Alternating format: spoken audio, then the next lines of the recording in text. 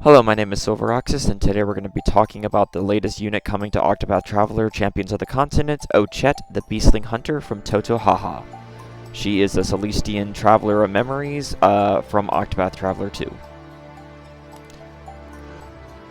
She is a hunter, and her main purposes is she is a bow DPS, but she is also your bow breaker for your bow teams, because her special ability is that she breaks an enemy, she will gain a buff that gives her double cast for 2 turns, which cannot be extended. Her preferred weapons would just be fortune weapons built for high physical attack, with the soul being her 6-hit bow attack. Preferred accessories would be breaker gear, like Canary / Yanglong A4 for passive physical defense down, Zonto or her own A4 for bow resistance down, and then otherwise high physical attack and damage / damage cap accessories in the 3rd slot. Her passive skills is that she gets a 15% increase to her physical attack and critical damage, and then in a buff over the Japanese version, she gets a double cast. When she's double casting, she gets 80% potency up on the skill that she double casts. This 80% potency up is the first unit in the game now to gain a passive potency up built into their attacks. This cannot be stacked with other effects of the same type. So, for example, if Solon were to use his ultimate on Ochette, it would just be his 100% because it would override her 80% because his is higher. Which means that when she double casts on a turn of break, if you have Solon in your team, he can give his buff to another hunter for even more damage because she's already doing 80% more. Her self buffs of physical attack dealing more damage hitting crits is that she doesn't need bow damage up accessories long term, especially if you have hunters like Kilns and Hugeb, which passively provide that as well. But until they release, having at least one 50% bow up accessory is fine. Her A4 does provide that as well. Her 3-star passive is that when she breaks an enemy, she gains double cast for 2 turns. But her 6-star upgrade, if you get her on release and she's 6-star, is that when she breaks, she will also inflict 15% passive bow resistance down for 2 turns. So this stacks either with her A4 or Zonte A4 to instantly hit the 30% cap, so that's very useful. A little bit of a fun fact that's not very practical to do is if you use a unit that can cast a counterattack skill on Ochette, kind of like Hammy or like when Zazantos comes out, he has a 5 BP like light elemental counter that he can give to everybody. And there's other ones too. If you use a counter attack skill on Ochette and they're slower and she's slower than the enemy and they attack her and that counter attack breaks the enemy, the buff activates immediately. So the skill you select that turn will also immediately get double casted, and then she can double cast the next turn as well. It's really, really funny and fun, but it's not very practical because it requires you to be slower than the enemy. Her latent power, Animal Instincts, has an initial cooldown of 1 turn, and it recharges in 4 turns. When you use this latent power, it replaces all her skills this turn with the following 3 options. Beastly Claws, a 1-hit AoE bow of 240 power, and if max boosted, it's a guaranteed critical hit. Beastly Howl is all enemies 15% physical defense and magic defense down for 2 to 5 turns based on boost level, and it will also reduce shields by 1. And if she max boosts this, she will also gain 40,000 damage cap for the next 2 turns. This Beastly Howl can break enemies, so if you get an enemy down to 1 shield, you could use her Beastly Howl in order to debuff them and break to then set up and get damage cap to then use the damage cap and the debuff on the next turn of break. And then finally, Beastly Fangs is a 1-hit single target bow, 1 times 290, which is guaranteed crit at max boost, which is just a really strong single hit nuke. You will probably use Beastly Howl the most. Moving on to her skills, her base kit skills is that when she has one of the either a collar or Mahina equipped, it'll enhance, which is a 1-hit single target bow, pretty basic. But with a Kala equipped, it'll additionally do a 2-hit single target sword that also exploits spear and axe weaknesses. Or if you have Mahina equipped, it will exploit wind and light weaknesses with a 2-hit lightning attack. More about Akala and Mahina later in the video. Her other base kit skill is a 2 to 5 hit bow based on the boost level, which power scales irregularly, as you can see on screen. It's really not that good to use because you have to max boost in order for it to be 5 hits, and she just has better nuking options at that point. 1-star skill is just a 3-hit random target lightning, nothing special there. 2-star, 1-hit single target axe that also gives herself self regen and 15% physical attack up and speed up for 2 turns. It's okay to give herself regen, and the damage is increased by 1.3 if the enemy's broken, but like if you shouldn't be taking her to an axe team. Like there's way better options to that, especially with CotC eventually coming soon too.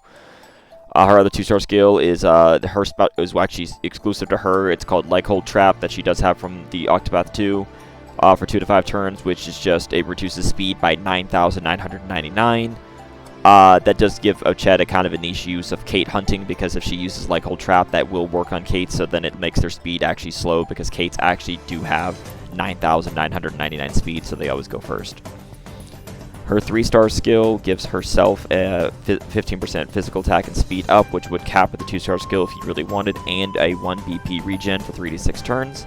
And it also gives her 1 to 4 physical dodge stacks based on the boost level, which basically means if any physical attack comes her way, she'll automatically dodge it. She doesn't have any taunt skills, so you'd have to use a taunt accessory, so trying to use her as like a tank to dodge things really isn't practical either. It's also very expensive on SP. Her 4-star skills is she has a 1-hit single target bow that'll immediately swap her to the back row, but then she will gain priority on her next turn. It's kind of niche, but she also has pretty good speed as is, so she probably doesn't need that necessarily, but it could be useful to bring for certain fights if the enemy is really fast to guarantee that you go first in order to break. Her 5-star skills is she has a 3-hit single target bow that will always reduce shields no matter what the weakness is. And it'll also inflict 15% bow resistance down for 2 turns. So this is very useful to debuff to get a little extra damage in. And then her main nuke and shield shaver is a 6-hit random target bow. So you'll be using this to break, to hopefully probably break with and use for her nuke, because then with double cast it becomes a 12-hit bow. Her TP skill is, I mean, it can be useful if you need to stall for turns or something like that. It's a front row 15% physical attack and crit up for 2 to 5 turns, so it could be useful to cap some other, another person's buffs, or just, as I said, stall for a turn if you're trying to set up buffs before a break. Her EX skill and ultimate. Her EX skill has 4 total uses, and it's available as long as there's no broken enemy, so it's not used for nuking, it's exclusively used for helping to shave shields, which is a 4-hit AoE bow that also exploits lightning weakness. So you can use that to help shave shields, but that's pretty much about it. Her ultimate is a DPS class ultimate, which means it takes 4 BP to charge from level 8 if there's no other assistance from like Prem EX. And it's a 5-hit AoE bow that also exploits axe and lightning weakness. And it just gets a little bit stronger at ultimate level 10, so it's just a normal DPS ult. Moving on to Awakenings in her A4. A1 is always good to have because she's a DPS, so that base physical attack will help. A2 is kind of a luxury. Having more options is fine, but she really doesn't need 4 skills at once. A3 means just, HP is always good. Later game enemies will always continue to hit harder, so being able to survive things without needing defense buffs is always helpful. Her A4 is called the Beastling Armlet. It gives 60 physical attack, 40 critical, and 40 speed. And its abilities are on break, inflict 15% bow resistance down for 3 turns. And while there is a broken enemy, gain 15% physical attack up and 15% bow damage up. So this is actually useful like on herself because it will cap her physical attack up to 30% and bow damage up. If you don't have multiple of the other hunters that can all give bow damage up, then that could help. But there are 3 hunters that will have that. Luma CX, if you got her, has it. Kilns, when he releases, has it, and Hugeb also has it, so you will not be lacking for passive bow damage up. Yeah, so her A4 is very good in herself to cap 30% bow res down. Otherwise, it's just decent. It is decent if people want to use it because it does give passive 15% attack up when broken foes exist. Overall rating as an A4 would be just B tier because it's definitely not bad, but it's very niche in usage in bow teams mainly. And it's really only useful specifically on herself, because if someone else is your breaker for a bow team, they could just use Zante's A4 to achieve the same bow res down effect, which is also a general pull A4 and much easier to obtain.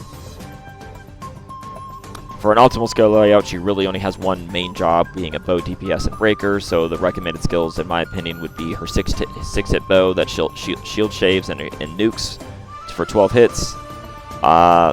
a 3-hit single target bow that inflicts bow resist down, that always saves shields. That's good to debuff the enemy to make her damage do more. Skill 3 for Stall, which is be good to buff her allied hunters with physical attack up and crit up, and it can also be used to stall for turns if you're trying to set up buffs for break. And if you do have A2, then you could take her self 15% attack up, speed, and BP regen and dodge stacks, because they can cap buff on self, plus BP regen is always useful to have. And if you have the BP regen, then you would be able. Then you don't need other source of BP regen if you want to do the Beastly Howl break with max boost to get the damage cap, and to turn 2 to max boost with her 6-hit skill as well. So that is a good setup for her as well. For unit synergy, she works as a bow DPS and a breaker for bow teams, and while she can sort of shield shave a little bit, she's not going to be used on other teams that aren't bow. It just doesn't really make sense. Like, her exploits are not enough. And she has like that single skill that hits axe. That's just not good. You don't take her to an axe team. So her best paired units will be upcoming hunters like Kilns and Hujeb, who can cap her physical attack and bow damage up regardless of what accessory she wears. And they can also take advantage of her bow debuffs when she breaks for them and do a lot of damage. She can work well for multi-bow DPS teams, because since she has her own potency up, Solon can give it to somebody else. And so therefore there can be multiple extra hunters doing damage inside of just a single one. So moving on to Akala and Mahina, these are special free pets that come with Ochette and the Chapter 2 of the Side Celestia story. When you pull Ochette, and when you complete the Side Celestia Chapter 2 story, you will complete an in-game feat that will give you a special fragment that you can use in the pet exchange. So everybody will be able to get one of these 2 pets for free no matter what, because when you clear the story, but you must pull Ochette if you want to get both of them. So Akala is the better of the 2 pets, because he gives you the owner a 10% physical attack up, and if the owner is a hunter, an additional 10% pet bow damage up, because please remember that pet buffs are a separate category of buffs. This pet is significantly better than the physical attack up cat, because Akala does not need BP to reach 10%. He just has it innately without needing to use 1 BP. He has better overall base stats, and he will then boost hunters extra if used on bow teams. So I would highly recommend that whether you pull Ochette on her release, or if you wait for the story because you're skipping Ochette, please, I recommend to take Akala with the fragment from the story if you don't pull Ochette right away. Mahina does give 10% magic attack up to all allies, and 30 SP to the owner if they're a hunter. This definitely isn't bad, as she does have good stats as well, decent stats as well. And if you are doing a multi-magic DPS team, then having Mahina around is definitely not bad, because, I mean, you can buff all of them at once for slamming.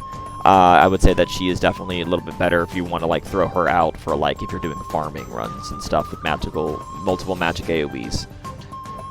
Alright, whether to pull or not to pull Ochette, plus how I would rate her. As I said before, she is very good for bow teams, but she's just not good anywhere else, really. She'll take over your current breaker's job for bow teams in order to maximize her potential. Otherwise, she would end up being subpar, because otherwise she wouldn't be able to double cast. If your main breaker was Canary or someone else, like another thief that could apply debuffs, then you might need to find other ways of doing it. Kilns can do this while tanking when he releases, because he does the 3-hit that debuffs everything. A very important thing is when you pull based on your I rate it based on your tier of play. Please remember that if you love the character, please pull and have fun regardless of what anybody tells you. It doesn't matter if a unit's good or bad. If you like the character, pull them. Have fun your way. That being said, if you're a tier 4 player, otherwise known as free to play, skip. She's limited to bow only. Others can slam bow fine, slash you can wait for meta DPSs that can exploit weaknesses to not need bow. If you're a tier 3 player, which means you spend low spender, like specific packs only, or you like get passes, I would still say skip for the same reason. The only exception could be if you really wanted to get both pets.